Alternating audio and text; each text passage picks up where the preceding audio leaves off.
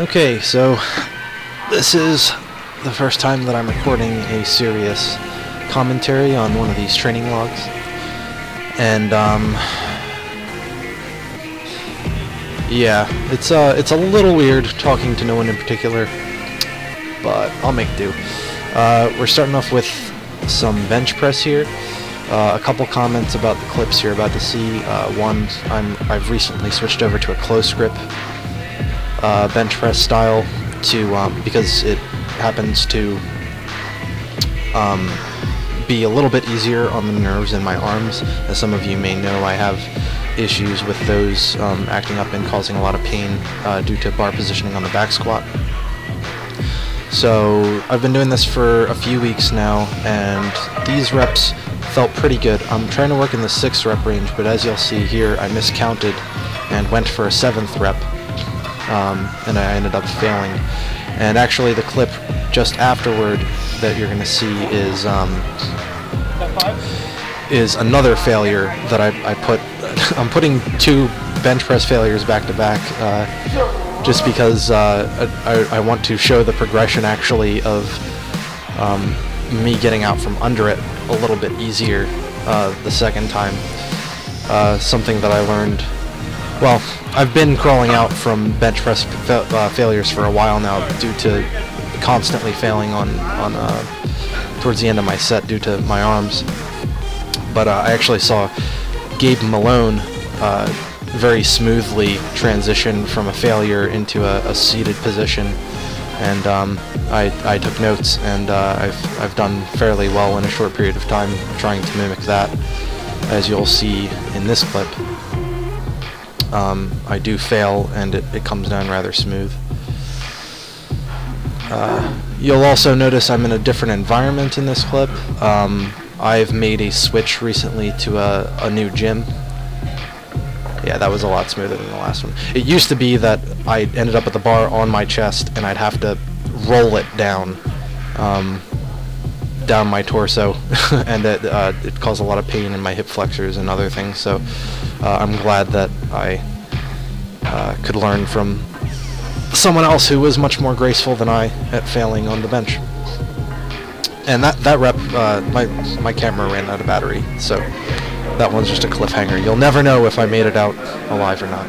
This is my first squat day in the new gym environment, and just because I've gotten questions about it, that is a gun holster on my leg, and it's to hold my cell phone, and I'll explain why that's necessary in a moment. But first, as I said, I've switched gyms, so this is my first day squatting in this rack and in this environment, and I really like it a lot. The bars are more stable here, better knurling, better attitude towards powerlifting in this place, which is really nice, because I've only ever lifted regularly at the one gym that you've seen in previous clips. There have been some changes to the gear that I'm using lately. You'll notice the addition of not only the gun holster and the cat suit, but also my knee sleeves are new. And my Olympic lifting shoes are relatively new as well. I'm acclimating to both of those changes pretty well, and I think they're helping out my squat quite a bit. This is the first time doing triples, and I did 5 sets of them at 435. And that camera angle was pretty high, and it looks like I didn't hit depth, but the reps felt exactly the same as all the subsequent reps, and as you'll see in the next camera angle, I'm going pretty far down. So I do think that was just the angle. But the reason for the cat suit is sort of dual purpose. One, I want to see the crease of my hip clearly in these videos, and this is just a way to get that without having to dress up in a singlet every day. And also, I want to separate the knee sleeves from contact with my skin, because that is what creates the odor that is usually associated with knee sleeves, and I'd rather not have to wash them consistently. Some people tell me that their knee sleeves shrink, but I just don't want them to either lose or gain elasticity. I like I like how they fit me right now, so I want to avoid washing them if I can. And so far, they're not a problem. They really don't smell at all. despite being soaked in sweat after every session. But as you can see here, my depth is decent. Sort of a shoddy camera angle. It was a little bit cramped on this side, but I didn't want my gun holster getting in the way.